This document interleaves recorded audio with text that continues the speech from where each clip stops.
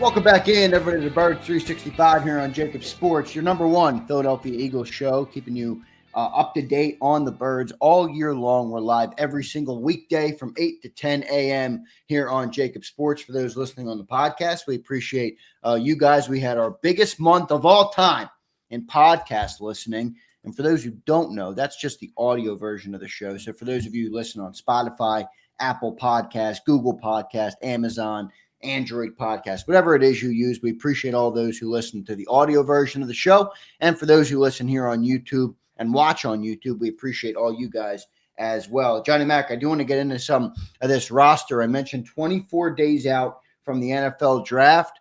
There's a couple voids on the roster still as it stands today as we head into the draft. I saw you write about it on sportsillustrated.com.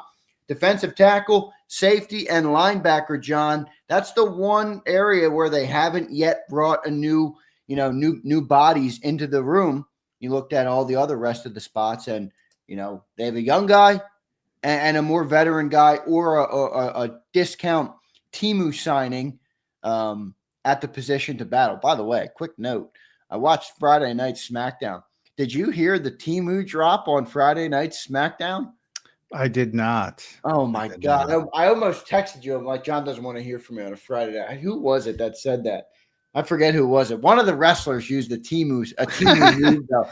I was cracking up. I would like to find it and send you it. But those are the three positions, Johnny Mac, that have not yet been addressed. You could say they're going to address them all in the draft. But one thing I think about is that secondary. Like, I want to say before Bradbury, and you can correct me if I'm wrong, on this. I think it was in August, the team signed Steven Nelson. Oh, yeah. 2 days. It's either a day or 2 days before. Then the following year, they got James Bradbury late in the offseason, well after the NFL draft. So, safety, obviously, a couple years ago, you got fired late in the season. Now, that was a little bit different, but, I'm not sure they're going to fill all these roles. But how do you see some of these voids on the roster being filled out in the next couple of months? Yeah, in the last year was Mekhi Becton after they didn't get it done in the draft. So, yeah, they have a long history, whether it's trades, just signings. But one of the things, and I've talked about the compensatory picks, one of the things that has been a big focus this year, sometimes it isn't. This year it was because the Eagles knew they were going to lose a bunch of players. So they want to make sure they're in line for compensatory picks. And right now, they're in line for a third, a fourth, and a fifth. They were in line for a sixth, but they lost that when they signed Azeez Ojulari. So you can see now. So what they're telling you by that is they value Azeez Ojulari, and they're not concerned about a 6th-round pick, which is not a massive pick. So they decided he was worth enough to go to $3.5 million. What they're not going to go is to 5, 6, 7 million. People are hyper focused on Justin Simmons because he's talked about reuniting with Vic Fangio. Had a lot of success with him. Now, older players, not what he once was. So there's some big name trap stuff that factors in there as well, but he'd be a nice insurance policy for 1 year if Sidney Brown doesn't develop, or the people who like Lewis Seen or Tristan McCullum. But from the Eagles standpoint, it's Sidney Brown, and if he doesn't develop, to have that type of insurance policy behind him would be pretty comfortable for Vic Fangio. And, to be honest, I think if he's here, Vic's going to play him. But the bigger part is he's going to get some money. I don't know what, right, but you're not getting him for 1 year, $1.3 million. He's going to make 7, maybe 8, somewhere in that range. Can't do that until the Monday after the draft. Otherwise, you're going to lose that compensatory pick you have for Mekhi Becton. So, and this is going around throughout the league for teams in this conversation. One of the things, people look at Aaron Rodgers and what's going on with Aaron Rodgers, and he's sort of leading Pittsburgh along. The thought process in the league is he wants to play with Minnesota. Well, that's not going to happen until after the draft Right. because they're focused on making sure that they get their compensatory picks for Sam Darnold, and they lost another big name player that I can't remember. But one of those would get wiped out, most likely, from that standpoint, because obviously Aaron's going to get, even though he's getting money from the Jets, he's going to get somewhat significant money. So all that factors into it. And for the Eagles this year, it's a very big deal because they're getting compensatory picks in the 3rd round for Milt, 4th round for Josh, 5th round for Mekhi. Unless they go sign Justin Simmons for $10 million. Yeah, right. And then they wipe out a couple more comp picks. They're not going to play that game. Yeah. So help is coming. Just got to be patient. That's why Howie has said you got to be patient this offseason. Which of those is the most pressing, you think, right now for this team?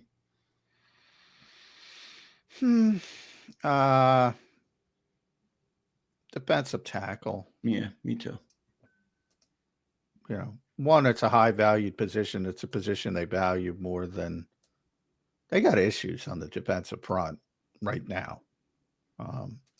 It's a lot of hope. Let's be real. That's what it is. And even as an Eagle fan, you should be able to say that. You're hoping Jalix Hunt can be something. You're hoping that Nolan Smith continues the 9-game outburst that he had. We're hoping that Moro Ajomo can fill the role of Milton Williams. I mean, there's a lot of hope on that D-line right now. Yeah. Which is part of it. I mean, it's part of player evaluation. When yeah. I mean, and I have hope for all those players. I think they're good players, and I think, but it is hope. You know, it's not proven. It's not demonstrated performance. No, it's not. Other than 9 games, as you mentioned, for Nolan Smith, which is still a pretty small sample size, especially now that people know that Nolan Smith exists. There will be, everybody talks about with quarterbacks. Again, nobody talks about any other position. There will be adjustments. Teams that play the Eagles will watch the film and say, oh, Nolan Smith's making some plays. Maybe we got to pay more attention to him now that Josh Sweat isn't there. Or right, now up until week 7 last year, he wasn't even on the game plan for people, right? Exactly. I mean, when did he start playing? When did Brandon Graham get hurt? Was it the November 24th, the Rams game? That's when he took off. I think his high water mark was 33 snaps in a game at that point, and that's when he took off. So up until November, which was 5 months ago or whatever it was, he had never played more than 34 snaps in a game. Yeah. Well, he barely played in this first year.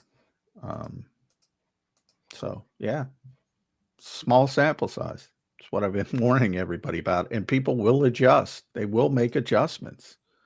So to just assume that's going to continue, especially when you've lost, and again, it coincides with you lost Milton Williams and Josh Sweat on that defensive front.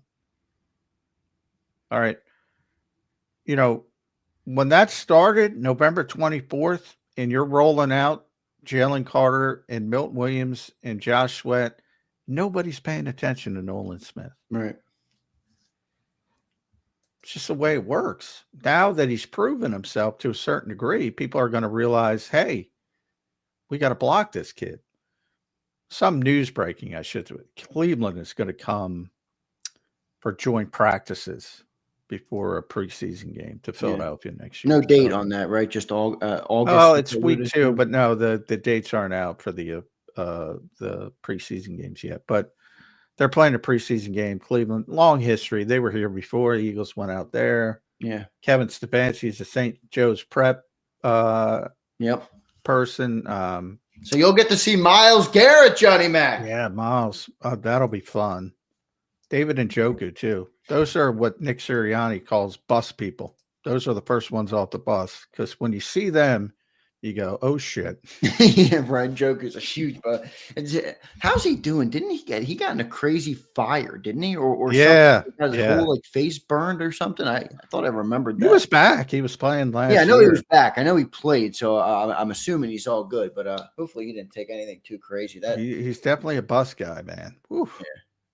Yeah, big ass dude. So good stuff there. So the Browns will come in August for the joint practice with the Birds. John, we just talked about defensive tackle replacing Milton and obviously the edge as well, replacing Josh Sweat. At safety position, John, I know we've talked about Sidney Brown. I think Tristan McCullum is still in the room as well. That's one I'm sitting tight on. Lewis Cine.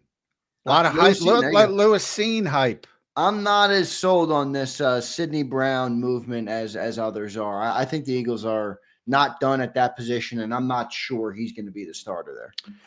Well, I mean, he hasn't done it, same as other people. I can just tell you that's who the Eagles hope.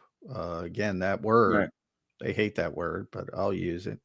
That's who they hope sort of seizes the mantle. But yeah, I mean, he's coming off an injury, was not healthy last year, had a very difficult rehab. It's hard to imagine him turning into a C.J. Gardner-Johnson like playmaker in his first time as a starter. Who D'Amico was praising today. He was getting asked about C.J. Gardner-Johnson. He was giving a little bit of praise to C.J. Not the praise as far as making plays. Some other stuff D'Amico's going to have to deal with, but nothing to not praise when that dude's a playmaker, man. He's just a little bit undisciplined, you know. You're going to have to deal with some of the stuff with the podcast and the social media and all that stuff. You're going to have to deal with some of that. But when he's on the field, he makes plays. Just does. See if Kenyon Green can do anything in our return for C.J. Gardner-Johnson. I'm not sure if he will or if he won't, but we will see. They weren't assuming. That wasn't what that trade was about. But no, I know. You get something. Yeah, they're not assuming equal value from that standpoint. No, they were getting anything back. They were getting CJ off the books is how I took it. They didn't want CJ on the books anymore, and they moved on. So we'll see what they do at safety. And then, John, the last one there is linebacker. They haven't brought any new linebackers in. Now, I know you have Trotter. Van Sumeren was brought back on his exclusive rights deal. And obviously, Zach Bond got under contract. You lost Oren Burks there. And the Kobe Dean injury is lingering. You think they're good at the linebacker position? Not depth-wise, no. I mean, even if you believe in Trotter, they do, and he moves up to sort of the Oren Burks role. Right. I think that's fine. I don't have any issue with that, but you need you need other guys. And all evidence points to the Eagles are moving Ben Van Sumeren to fullback full time. Right. So that would mean you're really slim at linebacker depth. So you definitely have to add some bodies. Now they have Dallas Gant as well, who was an undrafted kid, played at Ohio State. Then he went to Toledo. Was a pretty good college player. Signed with Minnesota. Then Minnesota cut him. The Eagles picked him up, and he was here the whole year on the practice squad. When he got here midway through the season, probably, and stayed the rest of the season on the practice squad. But again, that completely unproven. So they need at least one or two bodies at all ball linebacker. Especially if they're moving Ben, full time. We'll see what they do there. Let's get to the super chat. Kyle, my bad. I forgot to hit this in the opening segment. Kyle checked in. He said, "Do you guys have a favorite NFL draft guy?" Johnny Mac, I'll let you go first. Well, I got to give credit to my buddy Rick Saratella, NFL Draft Bible. But the best is Dane Brugler's, which is now he works for The Athletic.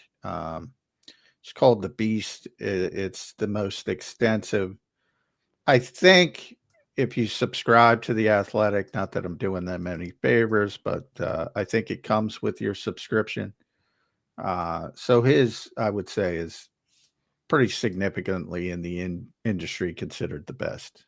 I'm going to go with my boy, Rick Saratella, as John just pointed out, but All Access Football, they do their NFL Draft Bible this year. It's only in PDF, but it's an excellent one. So we had Rick on Friday. For those who missed that interview, that's worth your time to get some to get some intel on the NFL draft prospects this year, who Rick likes. We brought up some of the common names being linked to the Philadelphia Eagles. So if you missed that interview on Friday, definitely go check it out. It was great stuff there from Rick Saratella. So Kyle, thank you for the super chat, brother. We appreciate that. John, 24 days away from the NFL draft. We're going to have Ian Cummings on tomorrow on the show. So we'll get Ian Cummings up. That'll be good to talk to him. But everybody's getting excited, Johnny Mac, for the NFL draft. After this owner meeting and stuff, I think the sites are really going to be locked in, and the NFL promotion will begin where they start promoting it like crazy. And we'll be 3 days away from the NFL draft starting tomorrow. Yeah, sorry. 1 day for Cleveland. Sorry, was texting. For the joint practice. So they'll only be in for 1 day. Last time it was 2 days. Miles destroyed the practice on day 1, didn't practice on day 2. So now if he practices, you're probably not going to get much done. That's why they only got rid. That's why they got rid of one. They were like, "Get out of here, man. We only have." He's a practice ruiner, Miles Garrett. So 1 day, and we'll see how that works out. But it's always fun to have joint practices in training camp because it gets redundant and you get sick of seeing each other as a team and you want to practice against somebody else. So it's always a positive experience. And I'm sorry, I was texting. What was your question? No, I was just talking about how we're 24 days away from the draft here. So after the meetings close, I think the NFL season of draft will really ramp up in terms of promotion. And, that's the next honestly, I will be so happy when tomorrow's over and we'll get some kind of clarity for now on the stupid tush push stuff. But hopefully it gets voted down and at least we could stop talking about it for a year. Yeah, and we have Ian Cummings on tomorrow, so that should be good with the NFL draft coverage. John, any more draft work you've done on like the middle of the rounds? I've done a lot, but there's so many players, and because I'm wearing so many hats, it is hard to learn about all these draft players, man. I'm not complaining about it, but good Lord, there's a lot of draft. I know why doing the draft is people do it for a living. People have the draft Bible. Dane Brugler's a draft guy. There are people who do draft for a living. A lot of dudes, a lot of prospects that break down, Johnny Mac. Anybody you like in those middle rounds sticking out to you? Yeah, I mean, we got 12, I believe, top 30 visits. So generally what I do is put them into tiers. And I think that number's enough and we'll continue. Obviously it'll slow down because the main decision makers are in Palm Beach and, they'll be back later this week. But so I generally look at the guys and say, all right, where are they a possibility? And, I do tier 1, which is the first round or the target to trade up. So number 32. And that's, to me, it's the kid from Boston College, Donovan Ezeruaku, or the Oregon offensive tackle Josh Connerly. I think those guys, of the guys we know that have visited, those guys are potentials there. Then tier 2 is day 2, trade down, think 40 to 50 range. That's where I think Ohio State's Donovan Jackson might fit in. The Kentucky cornerback, Maxwell Hairston, a little bit of a strange invite. I like him, actually, the Kentucky cornerback. I think he'd be a good fit. I think that's where it comes in. I think that's his range. Then you talk about tier 3 is day 2. So they start at 64 and 96. So second, third round, obviously at the bottom.